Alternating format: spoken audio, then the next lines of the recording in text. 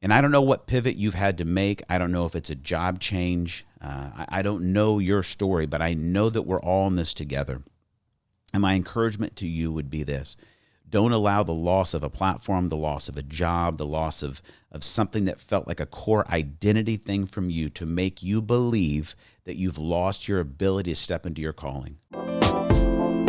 Welcome to the Daron Earlewine Podcast, where we awaken you to become who you were born to be. Here's your host, Daron Earlewine. Hey, welcome to the Daron Earlewine Podcast, where I will awaken you to become who you were born to be. Oh my gosh, I'm stoked, guys. It's episode 1 of the Daron Earlewine Podcast, here with you live. Well, it's not live, but let's say it's live. It feels great to both of us. I'm so excited about launching this brand new podcast, and it'll be on YouTube each and every week. It'll be on wherever you get your audio podcasts each and every week. And I'd love you to get more connected with what we're doing here at DaronEarlewine.com. And that's actually where you can go to the website, DaronEarlewine.com, to stay and to get more connected, as well as anywhere out on social. Just search for Daron Earlewine. Last name, it's easy. It's just Earl E. Wine. It's very hard to say. A lot of people say Earl Wine, but no, the E is actually not silent. It actually makes noise, but it should be a Y, but it's not. It's an E. Too much information. Just search Daron Earlewine on Facebook or Instagram, and we can stay connected. So excited about this podcast. I got this awesome little podcast thing here. And so throughout the time as we're doing the podcast, we may need sound effects. You never know. I think sometimes sound effects are good. Like, let's say we're coming back from a situation. I'm talking about maybe a dream. Like, you've got a dream. You just need this in the background. Boom. Am I right or am I right? All of a sudden, you just felt like you transitioned into like a dreamland. That's how it works. What if I say something that it's a little awkward? We're not sure if I should have said that on the air. Watch this. Crickets, right? Crickets in the background. You don't know. You know what I'm saying?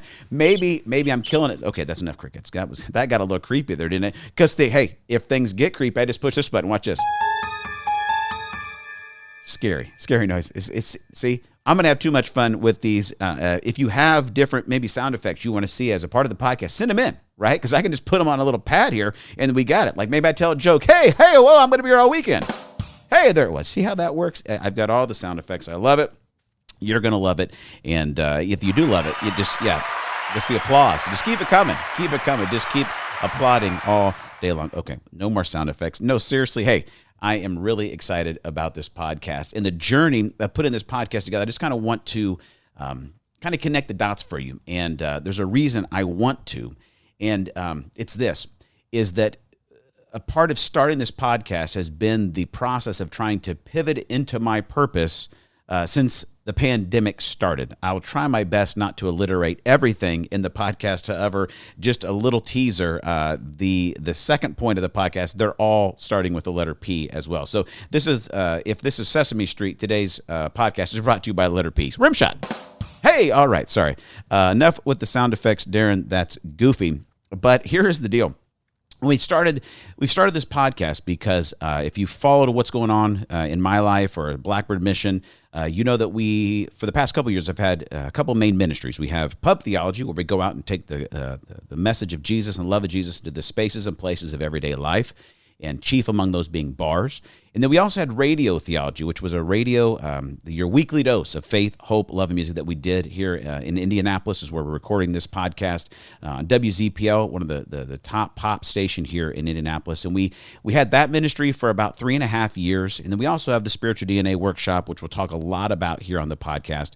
But when the quarantine hit and COVID took over, the radio show was furloughed. It was gone. And I had a podcast that we did before that as well. But all of a sudden, I was at a place as back in March and April, May, where I didn't know really what I was going to do. And was my calling or my purpose, was it wrapped up in that platform? And when it was gone, it was a hit to my identity. It was a hit to my confidence. And my guess is that you're listening to this right now, and it may not have been what I've gone through, but you have gone through something as this pandemic hit that has made you feel unsettled. Your sense of identity or confidence has been shaken since March. I know the office that we have here as a part of Blackbird Mission, which is our nonprofit, is there's a 4-story parking garage. And before March, every single day, All 4 stories of that parking garage were full. Now I could probably practice golf in the parking lot, and I would never hit a car. Rim shot. There we go. It's empty because if you're listening to this, you may still be working at home. Things have changed. And in those moments, we feel unsettled. We're not sure what's going on. And what happened for us as a ministry, what happened for me as an individual, is I had to come back and go, okay, God, what is true about me? What is my sense of calling and the gifts you've given me? And are those actually able to be canceled by a pandemic? And that's what I want to hit you on with right here at the beginning of the podcast, episode 1, is that your sense of calling and the gifts that God has given you are irrevocable. Let that soak in for a second. The gifts and abilities and calling that God has placed upon your life are irrevocable. That means they can't be taken away. They can't be canceled. They can't be affected to where they don't exist or aren't applicable because of a pandemic, because of something in your past, because of anything. And I don't know if you have a team of people around you to encourage you. I'm so grateful that I do, that have had to grab me by the scrap of the neck of calling and say, listen, stop being sad. Stop being a sad panda. Stop being sulking about that things aren't what they used to be. It's time to step into who God's created you to be and to lead. And I want to give a huge shout out here in episode 1 to Daron Cooper, the creative director of our ministry. Couldn't have done any of this without him. I want to give a huge shout out to John Mobley, who John's come along and been a creative consultant with what we're doing. He actually even came in to our office one day and kind of shared I would say it's kind of a prophetic word with me and said, hey, man, I think you need to do a podcast that looks like this, and here's what it could be. And it was like one of those moments where someone's talking, you go, yeah, I think that was more than him talking. I think that God was saying, hey, I'm sending John to help you. And I want to give another big shout out to Jen McBurney, the executive director of Blackbird Mission, for her encouragement, for helping get all the stuff going on that we have going on here for the podcast and just for the ministry in general. And here's the deal. I found this quote this week that I thought was great that might help you in this one. It's from Albert Einstein, right? Albert says this, my hair is awesome and so is my mustache. Oh, there's the joke. Just kidding. I can't with the buttons, guys. They're too much fun. I'm sorry. That's not the quote from Albert Einstein. Here is the quote, though. He says this: life is like riding a bicycle. In order to keep your balance, you must keep moving. Right? Life is like a bicycle. In order to keep your balance, you must keep moving. Here's what I know about you and me. The past 4 or 5 months have taken our balance away from us. And if we're going to be able to stay balanced and move into the calling and into the purpose that God has created us for, which is what I want to do every single week here, is encourage you and awaken you and equip you to become who you're born to be, you got to keep moving forward. You got to keep moving forward. And I want to encourage you with this, is that the gifts of God in your life and your calling are irrevocable. That comes from, I'm not making that up. It's not just something that I thought this would be a cool thing to inspire people. It's actually from the Bible.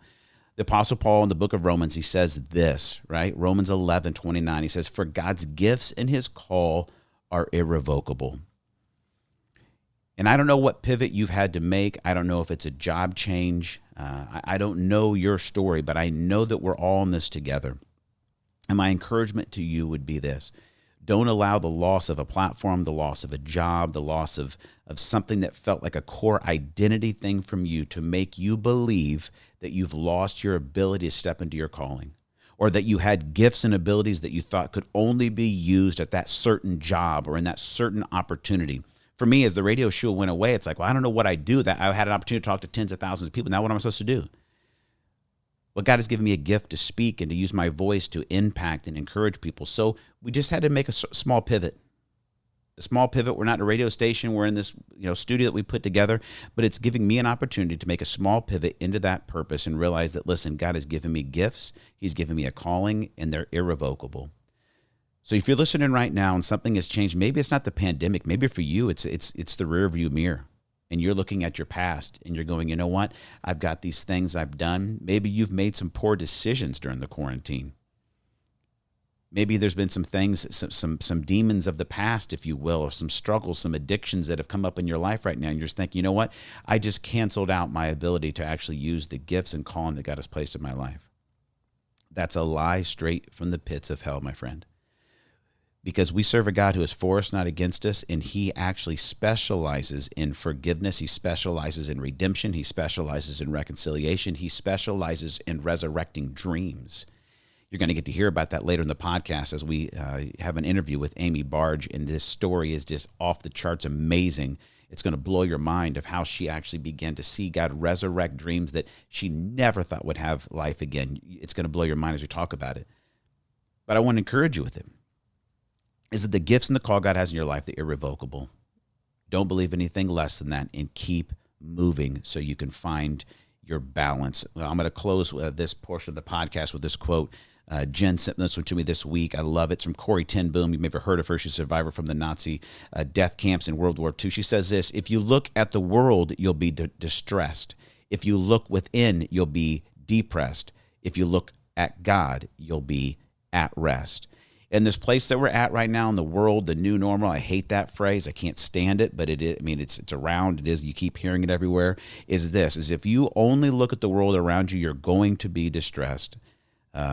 My wife this week was like, you know what? I'm done. I got to take a break from Facebook. I'm not reading the news. I'm going to take a month off. And literally, it's been like 3 days, and she's like a different person.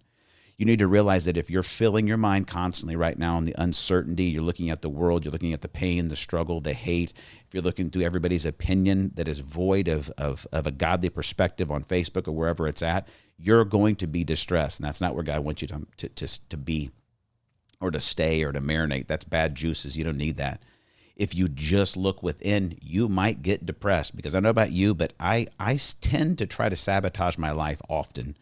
We have a thing called a sinful nature, and if you just look at that part of yourself, it can be easy to get depressed of the same patterns and maybe how slow it's taking you to grow. But I want to encourage you to look at God, because that is where you'll find rest. That's where you'll find peace. That's where you'll find the truth about him. And the truth that we're focusing on today is no matter what's happening, no matter what pandemic, no matter what past, your calling and your gifts are irrevocable. Step into them, my friend. Keep moving, because God has great things for you. I want to hit you with a little extra thought today as well. It's time to go back to school, huh? Oh, and the crowd goes wild. The crowd goes wild. We're not going to get tired of the sound effect buttons. I can tell you that right now. They're a blast. So I had a dream that my kids went back to school. And then they said, no, your kids aren't going back to school. They're actually going to start virtually. Yes, and it was scary. It was very scary that happened. But that's the truth. My kids aren't going back to school in a classroom. They are going virtually starting this week. And what I've had to realize through this is a great quote. A great quote that a mentor of mine once said to me. Is actually right before my wife and I were having kids. We said, hey, this great mentor, pastor down in North Carolina, he had raised 3 great sons. And I said, Pastor Dan, I said, what is a quote that I need to remember that would shape and kind of be foundational for me as a parent? And he said, here it is. He said, more is caught than is taught. And I thought, oh, that rhymes. We could get that as a tattoo. That's great. More is caught than is taught. And then I started to really think about what he said, and I realized that's terrifying. Like, wait a second. You mean I could say all the right things to my kids, but it's actually the way I live that they're going to absorb? Like, no thanks. Can we reverse that? I would like it to be more is caught. No, the other way. I want to say more is taught than, wait, it's got to be your bowl. I don't know. Oh, hey, how about some laughter for that one? That's good. Tommy Boy quote here on the podcast. But seriously, once again, I love sound effect things. Is more is taught than is caught. I wish that was the case, right? And you could say, hey, your kids don't pay attention a lot to what's going on in your life. It's just, if you could get them a couple good speeches, you know what I mean? Download a couple good speeches, like give them a good JFK speech, give them an MLK speech. Who knows? Anybody has initials in their name, give them their speech. Things will be great, okay? That doesn't happen, and that's the struggle for me, because what I do in life is talk. So if it could just be more is taught than is caught, I would be the greatest parent ever. The issue is your kids are catching your life. Your life is contagious, and we're not talking about coronavirus here. We're talking about our lives in the way we show up. And so this week, as my kids are going back to school, my wife and I have been trying to deal with the disappointments of it all. We've not done great. Let me just say that. If you feel like this hasn't been, the past 4 months have not been your all-star parenting months, welcome to the parade, okay? But this week I came across a scripture, and I thought, I'm going to share this on the podcast because I think it's apropos for the time that we're in, the space in life, and it's a very well-known passage of scripture, but it hit me different this week. It's from Proverbs chapter 22, verse 6. I'm going to read it from the Passage translation, which is my new favorite translation of the Bible. It's bringing the word alive in great ways for me. But it says this: dedicate your children to God. That's a great starting point, right? And it says, and point them in the way that they should go.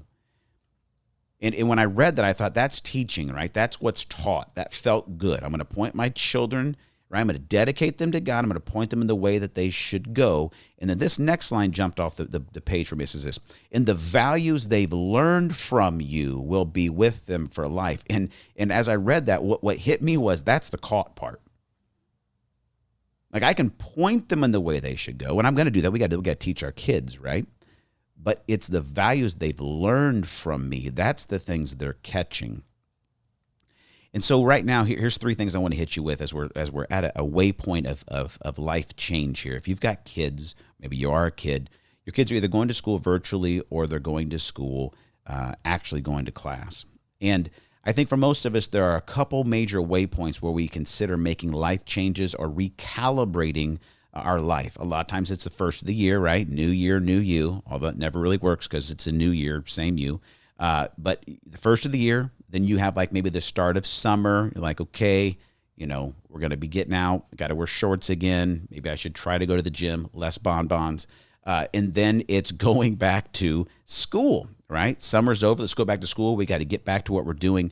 And so whether your kids are going back or not, this is a great time for us to recalibrate our life, because we've been shaken and stirred since March, okay? So here, I want you to say we're alliterating everything today. Today, brought to you by the letter P. Thank you, Rimshot. It's this, right? Here are the 3 things that I want us to think about as we're looking at what is caught, not taught to our kids. First one is this: presence. How are you showing up every day? And I have told couples this when I do premarital counseling, is that I've never accidentally become patient with my wife, right? We talk about like, well, we fall into love, we just fall into it. No, you don't really fall into it. You choose it, and it's really difficult. So I've never fallen into being patient, like showing up with a patient, perspective and attitude with my kids. And I don't think I've shown up let me just be honest. I've not shown up that well over the past 4 months. My presence hasn't been what I want it to be as a parent. And so I want to encourage you to take a look at that. Offer yourself a lot of compassionate curiosity in the process. But I think what could happen for us, if we're not showing up the way we want with our presence, this next P may help us, and it's our priorities. I've had to go back over the past couple of weeks and look at, what are the priorities for me that allow my life to be stable even in difficult times? And am I eating well? Am I sleeping well? Am I exercising? You say, well, Darren, that's not the spiritual stuff. What about praying, fasting, and meditating? You need to do those things. But I know for me to show up and have good presence in my life with my kids, that they are learning, I could teach them, rely on the Lord and really follow God. But if what they're catching is when things get crazy at home or things get crazy in life and in the world, Dad is a nutcase. Right? That's not what I want them to see from me. I want them to see that my presence is something that actually is a reflection of God's Spirit within me. And for me to do that well, I've got to take a look at my priorities. And so this week, Thursday of this week, they're going to go back to e-learning. Guess what? We've got a new schedule in our house. This is when everybody goes to bed. This is when we wake up. I'm getting back to the gym. I'm bringing these priorities back in my life, because when my priorities are out of whack, my presence is not what I want it to be. And I don't want my kids to catch that from me. The last thing is purpose, right? Presence, priorities, purpose. As we're stepping back into this season for our kids, I want to encourage you is to double down on God's call on your life. And let me make it just real simple, because I know we talk a lot about our spiritual DNA course. We will here on the podcast, and discovering all these unique abilities and strengths that God has given you. But I want to just boil down to this, is to get our minds around that our number one purpose is to love the Lord our God with our heart, soul, mind, and strength. Your number one purpose in life is love. And if we can get our minds around our priorities, we can begin to have our presence reflect that of God. What's going to happen is we're going to become a person that reflects and actually is present with love, meaning that we're patient, we're kind, we're gentle, we persevere, we hope. And I think that's all what we want our kids to learn and to be, all we want our kids to learn and to be a part of. And so, yeah, there's an encouragement for you. And if that doesn't work, I don't even have a joke for it. I'm just glad my kids are going to have some kind of routine going forward, because the past 4 months has not worked. All right. Hey, we're going to head into here on the podcast so you guys know a little bit what you can expect. We're going to have me talking about stuff like I just did, little thought of the days. We're going to talk about culture, our life, what's happening. And then each week we're either going to have a segment that's called a Born to Be interview. We're going to talk to somebody who is really stepping into who God's created them to be. Or we're going to do a spiritual DNA results deep dive. We're going to talk to somebody who's gone through spiritual DNA and really unpack the results as a way to equip you and awaken you to take some steps. And maybe you'll see yourself in their results and say, oh man, like that's my next step. That's what God's doing in my life. And through the Born to Be interviews, I want these to be things that inspire and awaken you and begin to expand your imagination for what God may do in your life. And this week, we're releasing the episode, the Born to Be episode, right here on the podcast with Amy Barg. And Amy came to me through a couple different friends, and I did know her story when we sat down. And within 5 minutes, guys, I was absolutely enthralled in this story. And we'll talk about it after I come back. But I'll talk a lot here on the podcast, I guarantee you, about death of a dream, because we all experience them. Sometimes multiple times. The good news about following Jesus is he actually specializes in resurrecting dreams. And what I want you to jump into this interview right now and listen to what Amy has to share is this. The quote that she brings is that sometimes we get into life when we experience the death of a dream, and she has experienced a lot of pain. But she says this: there's times when we get to a place where we hurt enough that we have to change, where we learn enough that we want to change, and that we receive enough that we're able to change. This interview is going to inspire you. Let's jump right now into my interview with Amy Barg. Hey, welcome back to another Born to Be interview. Once again, the Zoom sessions, and we are here with the one and only. I don't know if that's true. I've not searched, for the name, but we're here with Amy Barg. And Amy, you are a trainer, a coach, a speaker, and your story is phenomenal of the way that God has directed you to truly become who you were born to be. And I'm so excited to just jump in and get your story out there for all the viewers and all the listeners, because yours is a very, what I love is it's an everyday story of someone who you just thought, you know what, this is probably what my life's going to be. And then, it quick got flipped, turned upside down. And the journey after that has taken you to really step into some awesome adventures and to become who God's created you to be. So welcome to the podcast. Thanks. I'm excited to be here. It's fun to get to have this time with you. Absolutely. So we're just going to go, I want to go kind of back to those beginning thoughts, because you are a speaker now, you're a trainer, you're a coach. You've got a book that we're going to talk about that I want people to get on and get and be able to get their hands on. But if we go back to early days, Amy, those weren't your expectations or dreams as a kid, were they? No, they weren't. I really thought that I would live in Missouri my entire life, be married, teaching school, raising my 3 kids. And what ended up happening was I went through a really difficult divorce about 20 years ago that completely changed everything.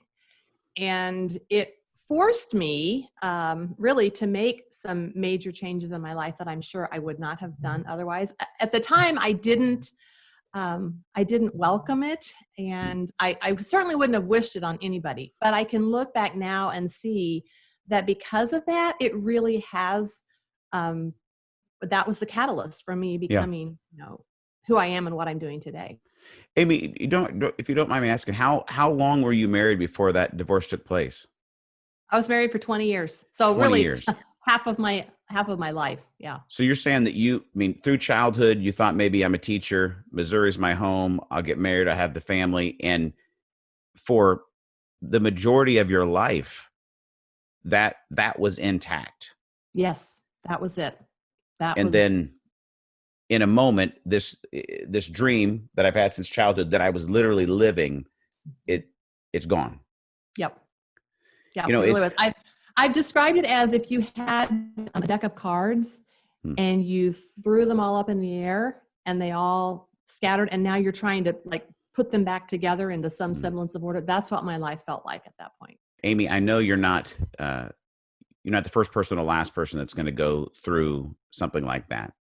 And one thing that we talk about here on the podcast often is, I don't know that I've ever talked to anybody over the age of maybe 15 who hasn't experienced some kind of death of a dream.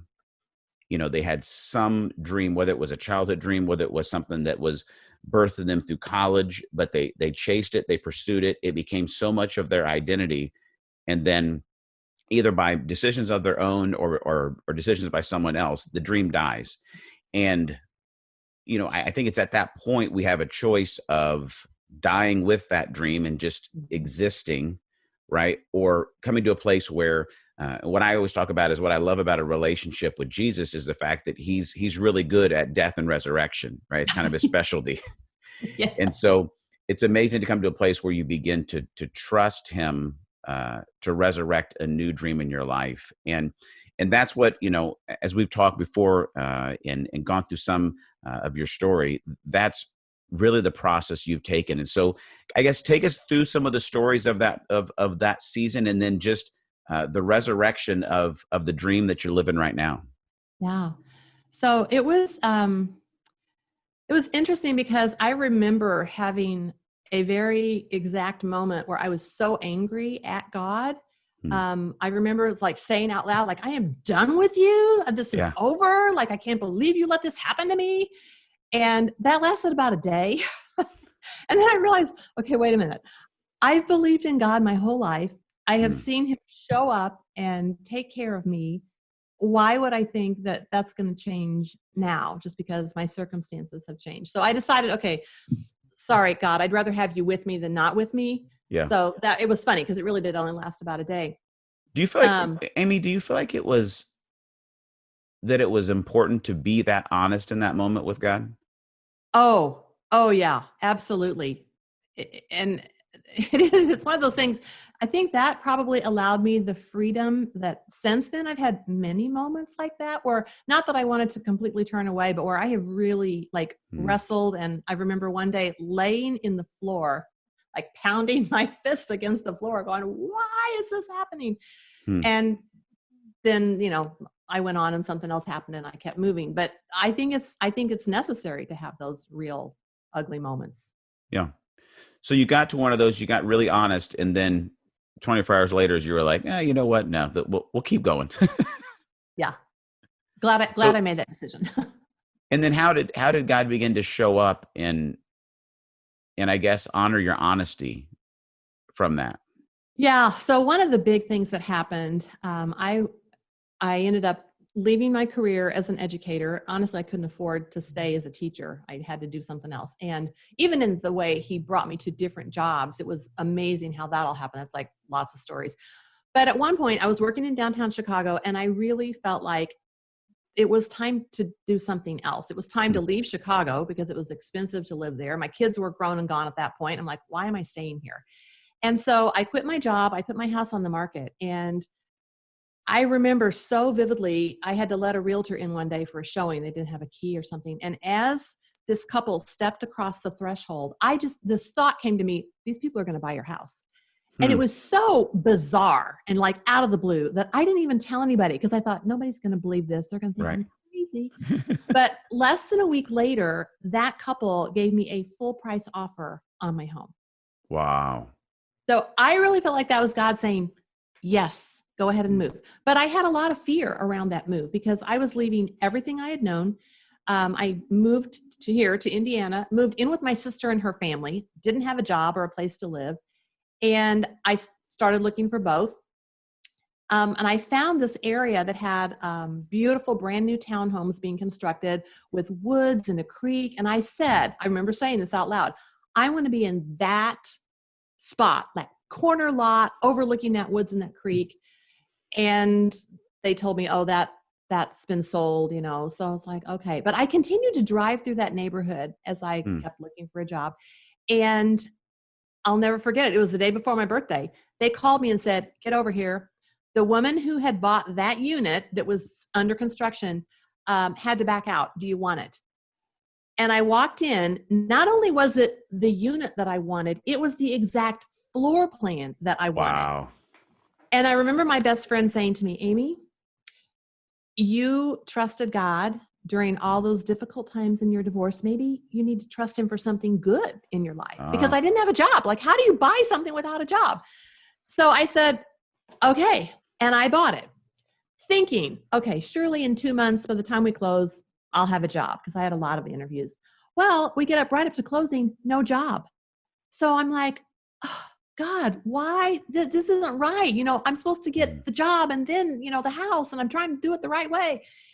So I was able to use the money from the house that I had sold in Chicago, and then I had to sell a bunch of this stock that I had gotten as part of my divorce settlement. That was in May of 2008. So I buy this townhome outright, thinking, not my plan. Right. Well, that fall is when the whole stock market crashed and everything happened. Yeah. My financial advisor called me and he goes, hey, remember that stock that you sold in the spring so that you could buy your home? I'm like, yeah. He said, yeah, it was $42 a share when you sold it. Guess what it is right now? I had no idea. Less than $4 a share. Wow. And I remember in that moment thinking, okay, I couldn't see the reason why, and yet clearly there's something bigger than me that is, watching over me and orchestrating that. I told my friends I wanted to take out a full page ad in the Indy Star and say, God is alive and at work, because I just felt like he was just blessing me so much through that. So yeah, it was pretty amazing. Amy, and one of the things I love that you just said is that idea of trusting God for something good. And I think so often for so many of us, it's like, when things fall apart, that's when we really trust God, because we can, lean into his everlasting arms. You got all the scriptures about depending on him. Yep. But I think it's a totally different kind of trust that we don't, I think we struggle to maybe believe that he's that good, like he's dependable, but is he really for me in the future? You know what I mean? Yes, I do. And that was why when my friend said that to me, it was a pivotal moment, because she was right. I had, through all the, I had hung in there, but this was something that was so my heart's desire to have this beautiful home. And I mean, this sounds like a small detail, but I knew I wanted my parents and my kids to be able to come there. I wanted them to have their own bedroom with their own bathroom. So I wanted the 2 master suites. No other townhomes in that row had the 2 master suites except the one that I wanted. And that's the one I got. I mean, that level of detail just of goodness blew my mind. Amy, let's go back. You talked about the pivotal decision. You're downtown Chicago, you're working, and basically risking everything that you had.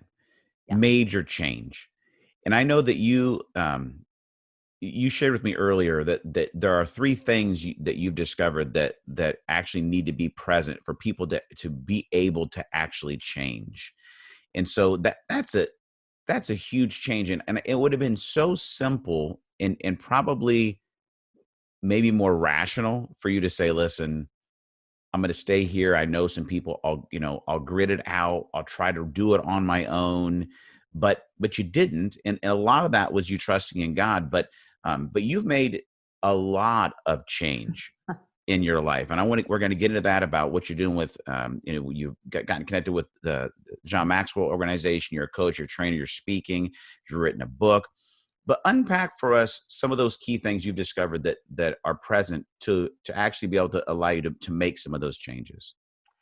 Yeah, and this was a big aha for me. And this really came after I got connected with the John Maxwell team, because I really started learning and growing. And what I learned is that there's only 3 times that people change. The first is when they hurt enough that they have to. Oh, wow. Yeah. That can go lots of different directions. I'll talk more about that in a second. The second one is when they learn enough that they want to, And the third is they receive enough that they're able to.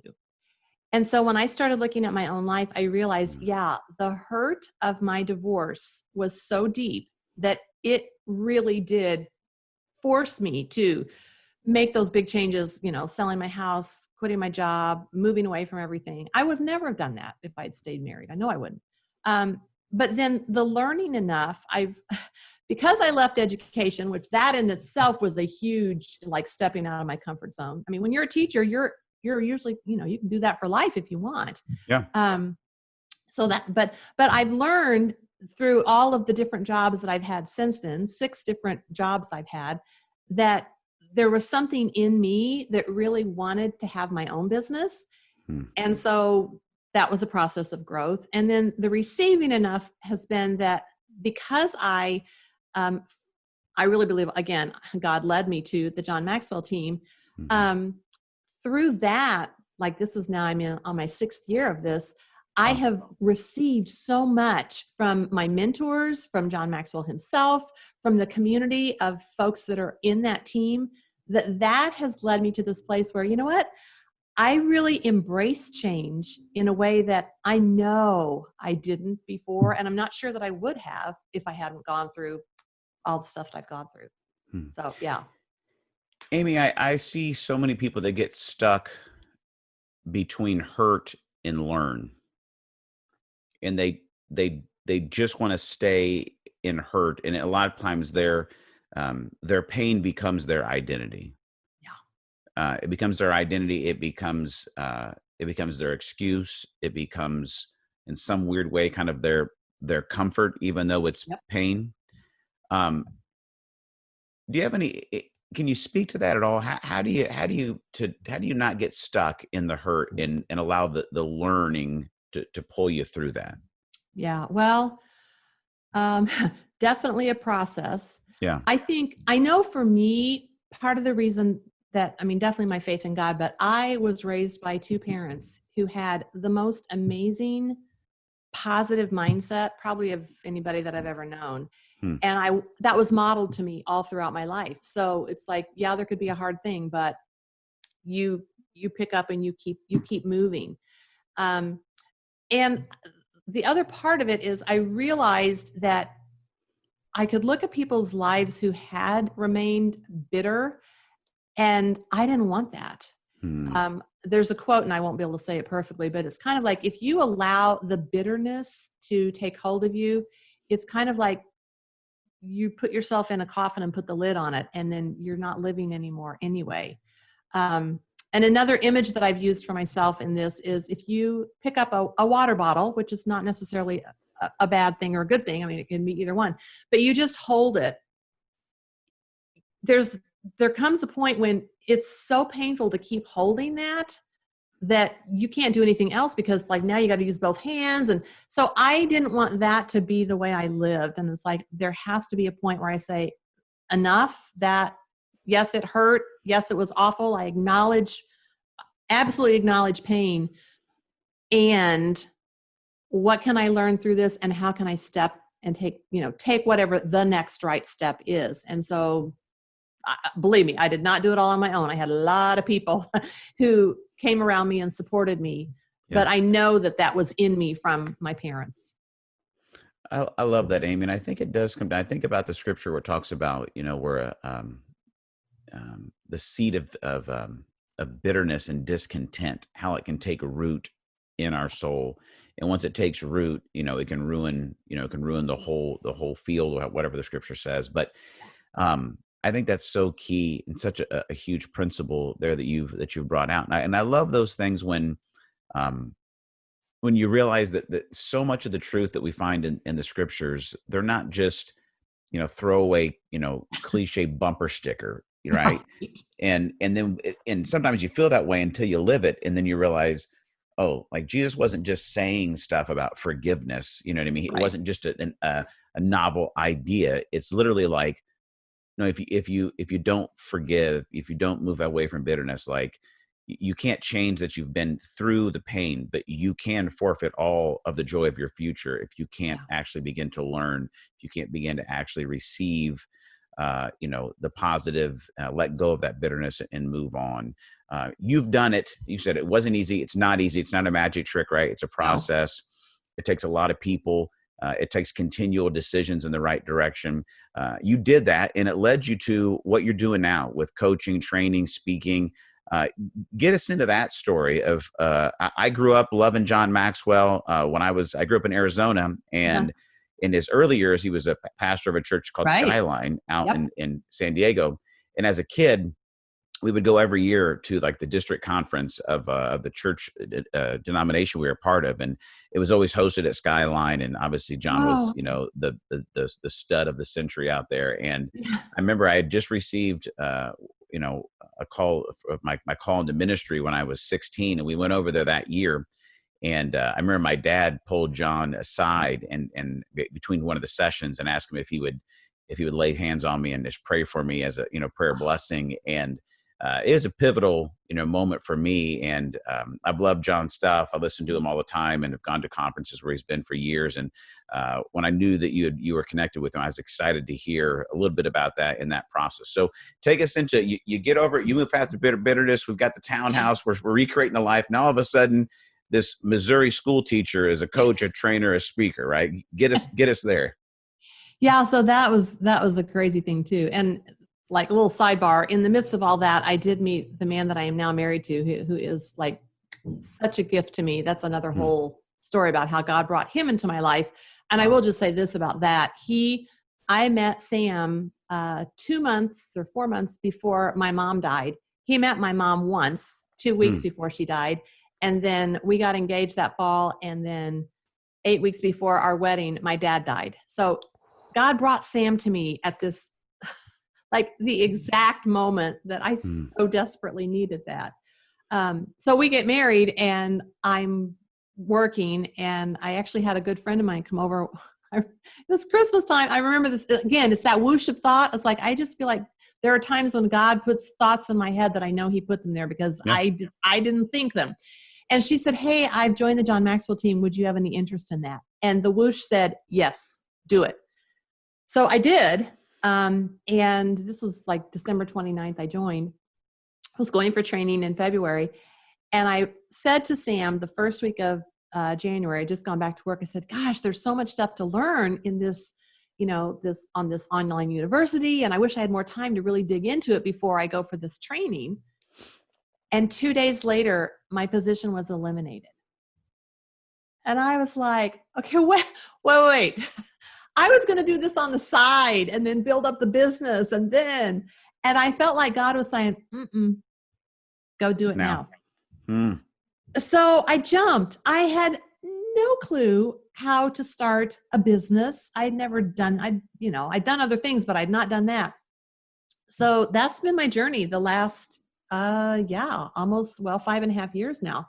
And through that process, how long after your parents died did this opportunity come to you? So Daddy died in 2013, and this would have been January of 2015.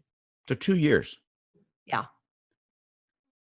Like I know that's huge though, right? I mean, like to lose both parents in a short amount of time, to then say, okay, and I'm going to try to trust and love again.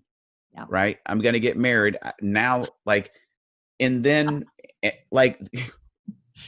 I know it's your story and how it how it has ended. So it's and then this, but I want to let our, viewers and our listeners just let this sink in for a minute, that this could have been fold up the shop. We're done again. Yeah. It could have been, God, the divorce was one thing, but taking both my parents and this and that. And I'm sure there are moments where you were in a boxing match with God again and Matt again. But that is, for one, just to affirm you of your tenacity and your perseverance to continue to press through in times like that. But that's enormous. And I'm guessing we could probably talk for another 3 hours of little ways during those seasons that God was showing up and saying, "Hey, I'm still here. I got you through the last one. I'm going to get you through this one. But that's a lot, Amy. Yeah. Yeah. You know what? Thank you for saying that. It's really interesting when it is your story and you've lived it, you can say, oh, and then this happened and this happened. But when I really stop and think about that, yeah, there were some tough times. And I mean, that's only a part of the story. Like there's so many other pieces of things that happened during that time that I look back now and I'm like, really?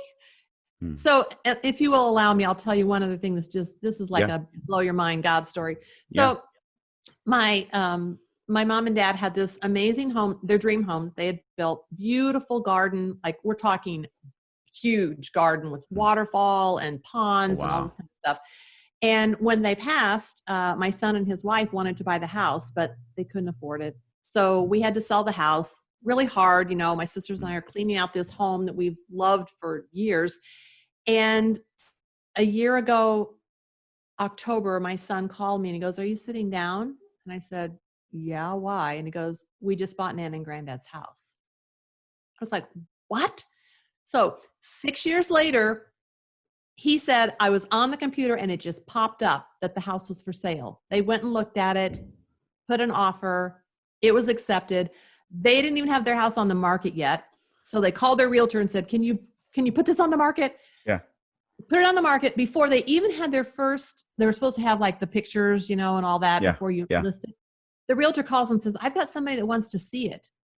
They came through the house, gave them a cash offer, and within less than a week, their house sold. They bought my mom and dad's, and then a month or two later, they moved into my mom and dad's house. So my grandkids are growing up in the house that my mom and dad built, and my son and I are now working to restore that garden. So it's like, that is God at work. Yeah. Well, I keep coming back to your three words of hurt, learn, and receive. Yeah. Because that seems to be just the constant plot in some ways of your life. And honestly, I don't think it's not yours. I think it's the blueprint in some ways for everybody, is that like life is painful. You're not getting away from it, right? Yeah. You're going to experience hurt, but in every step of the way for you, you've leaned into what God, who He is and what He's got for you. You've learned from this.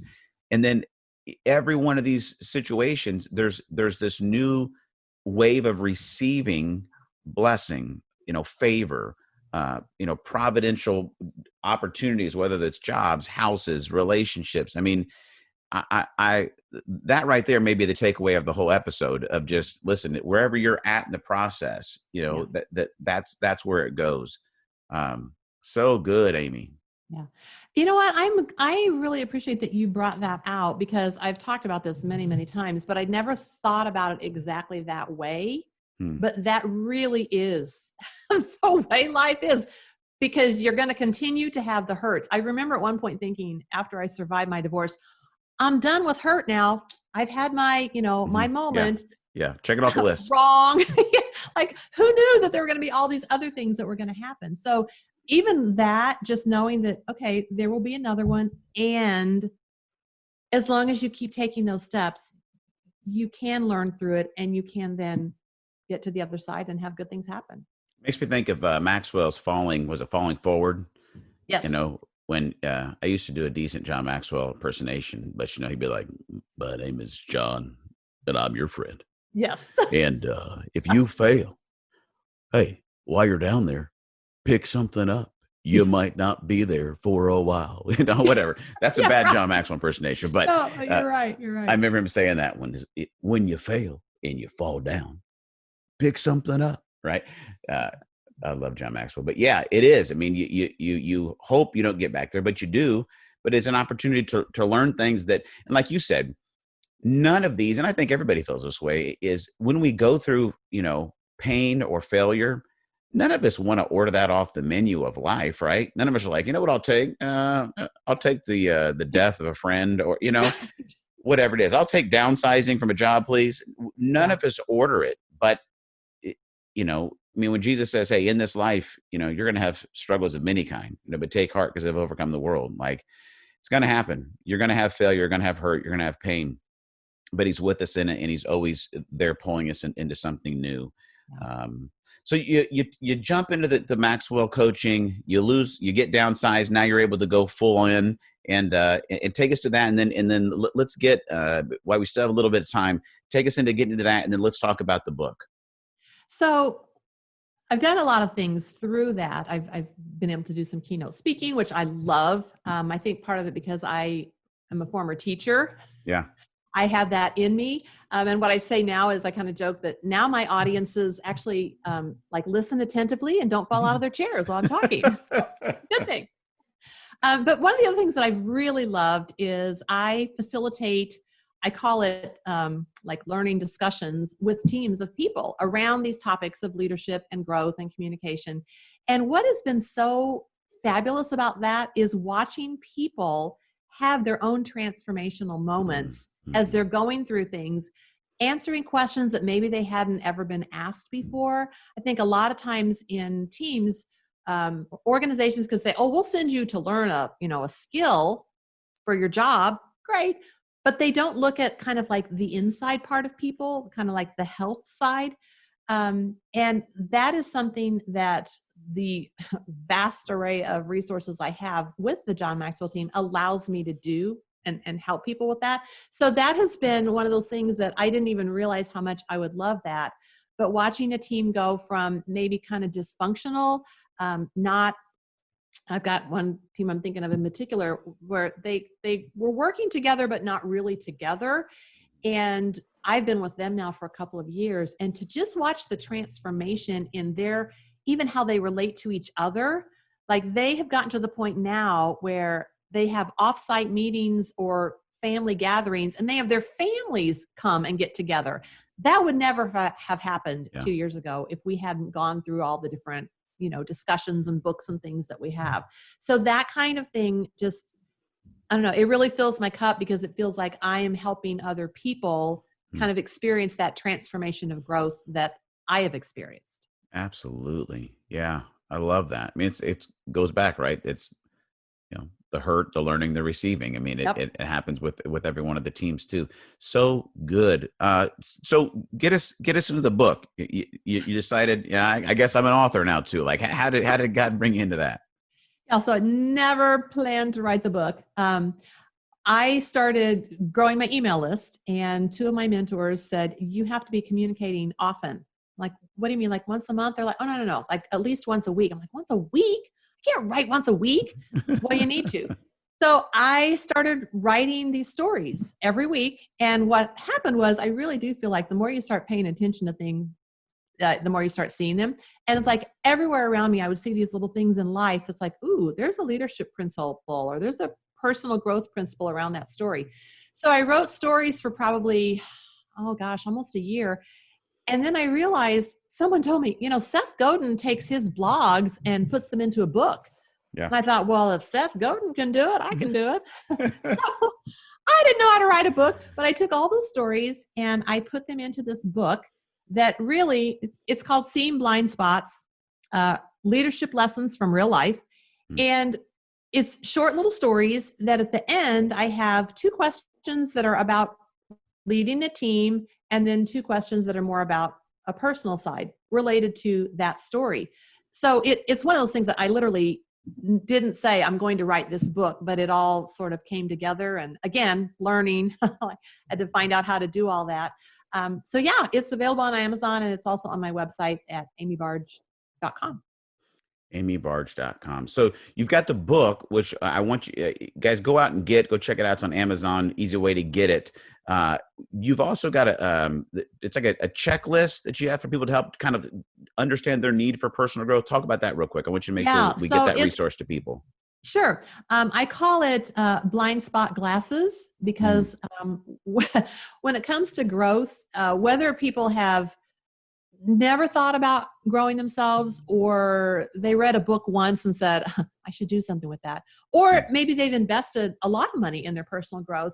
I know that there's a problem, and that is you still have blind spots around your growth. And we all have them. That's why they're called blind spots. Yeah. And so this handout actually walks you through 8 really common spots, gaps that we have when it comes to growing ourselves. And it doesn't just tell you, hey, here are the 8, but then it gives you a little something that you can do to try to help yourself deal with one of those. So one of mine, I'll just be honest, is comparison.